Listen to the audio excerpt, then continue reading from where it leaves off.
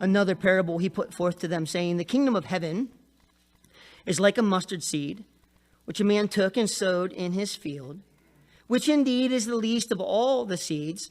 But when it is grown, it is greater than the herbs and becomes a tree, so that the birds of the air come and nest in its branches. Now, if you've been around the church long or much at all, you probably have heard this taught as if it's a positive thing or as if it's a beneficial thing. Look how small the seed is when it got started. Look how big the thing got at the end. The problem is that there are birds in this. He doesn't call it a bush, he calls it a tree. Mustard bushes, at most in the Middle East, would only ever get to be 10 feet tall.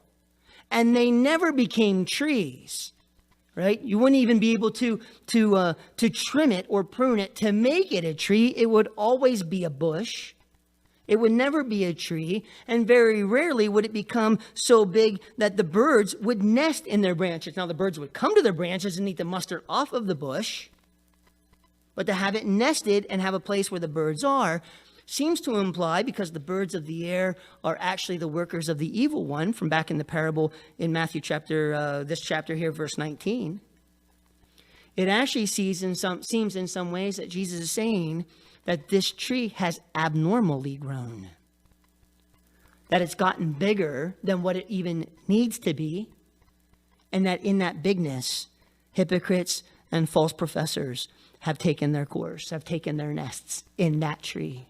And I think it goes right along with the parable of the tares. The context seems to fit, that there is some good here. It is a beautiful thing when God's work takes root, when it grows. And we get really excited when something seems to grow abnormally.